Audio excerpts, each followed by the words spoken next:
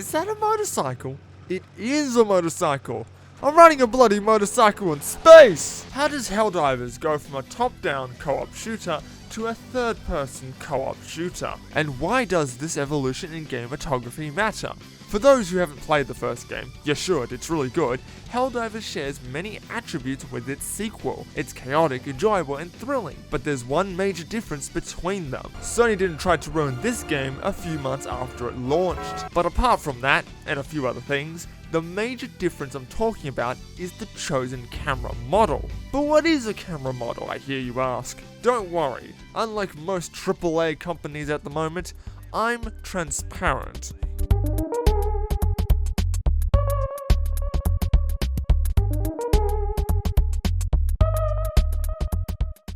Camera models can be simply defined as the viewpoint provided by a virtual camera in a game world. So that includes any and all types of cameras in video games. First person, third person, top down, side on, etc. And these models come in two variations, either static or dynamic. Static cameras do not react to in-game events. They hold their viewpoint despite the player's inputs. Whereas dynamic cameras do react to in-game events and will adjust according to the player's behavior. But to understand fully why a change from a top-down perspective to a third-person perspective is so significant, we first need to understand the unique characteristics of each camera model.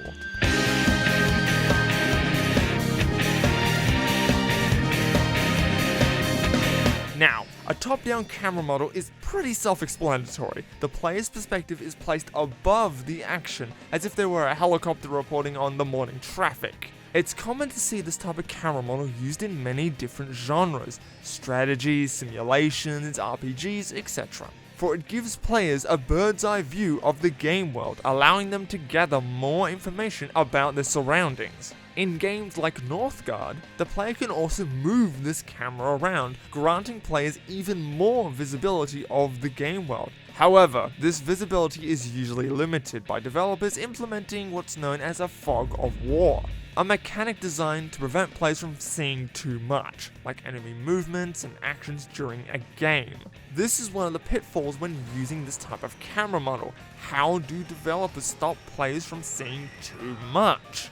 Fortunately for Helldivers, Arrowhead decided to stray away from the more traditional top-down camera model, in favor for a more brutal one. You want to see enemies coming? Too bad! Helldivers don't need that kind of information. You want to freely run around the battlefield? Too bad! The camera acts as a literal boundary.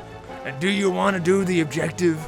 Well, too bad, because your teammate's clearly an NPC, because they somehow missed the giant white box on the ground outlining what the objective is. What the fuck? By placing their mostly static camera at a higher level of elevation and keeping the field of view narrower than usual, Arrowhead successfully mitigates this common issue seen in top-down camera models, whilst emphasizing aesthetics present in Helldivers. For players are bunched up together in a relatively small area, fighting against enemies that can literally get the drop on you.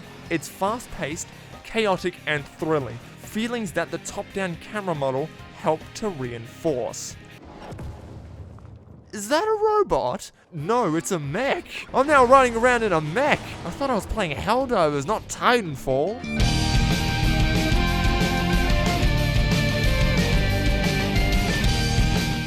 The third-person camera model is arguably the most popular camera model in the video game industry. Everyone and their mothers knows of it. Whether it's God of War, The Last of Us, or any other popular action-adventure game developed in the last decade or so, it is an industry-standard camera model for a very good reason. It's a brilliant compromise between two other camera models, the first person and the top down, where first person cameras bring players directly into the game world, and top down cameras provide greater vision for players. The third person perspective bridges the gap between these different camera models. As seen in Helldivers 2, the camera sits behind the player. This provides the player with a wide horizontal field of view, giving them vision of what is ahead, whether it be potential threats, objectives, or areas of interest. but because the camera is situated behind the player, it brings them closer to the action. This hybrid perspective greatly changes how developers create their games, for this camera model is sort of a jack of all trades, master of none. The model can create strong immersion, but the players don't inhabit the character. The model can give players plenty of vision, but not an unrestricted view of the game world. That's why I like the camera in Helldivers 2, because it's very dynamic. Aiming your gun, scoping in on a target, spinning around. The camera has a lot of flexibility to it, especially when you start messing with that field of view slider.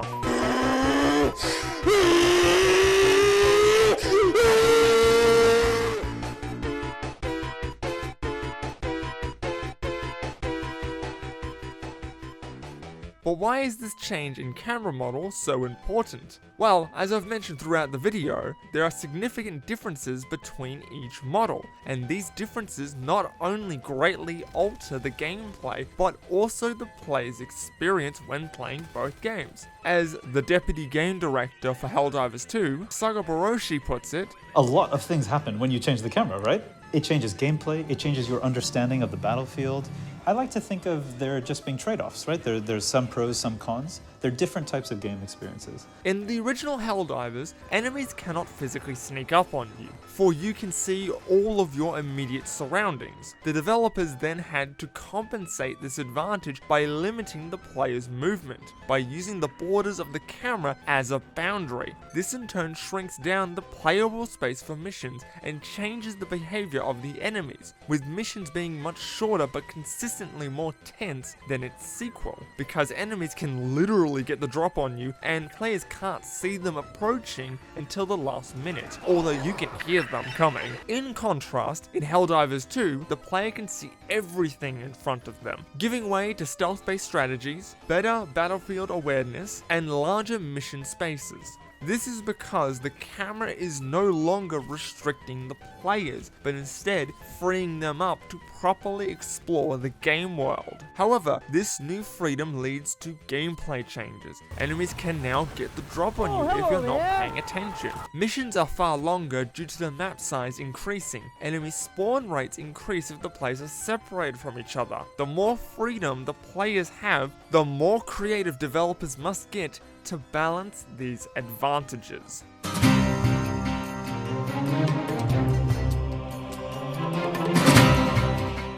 Both games have their surprises. They also have their own unique brew of fun and chaos.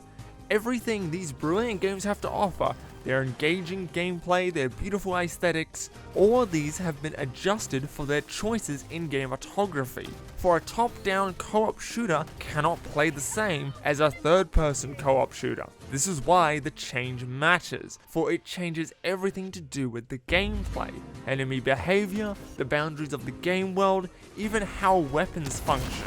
Everything must change to work alongside the camera model. Ultimately, gamatography is a crucial part of game design, for the camera model dictates how the players see the game world and how they interact with it. That's why the golden rule for good gamatography is that if the camera doesn't help the player, then design one that does. For bad gamatography will lead to an unplayable game. And for each genre of game, there will be significant differences in how designers approach implementing camera models. And this is why the evolution of gamatography in the Helldivers series matters, because the camera changes everything about how us, the players, play the game.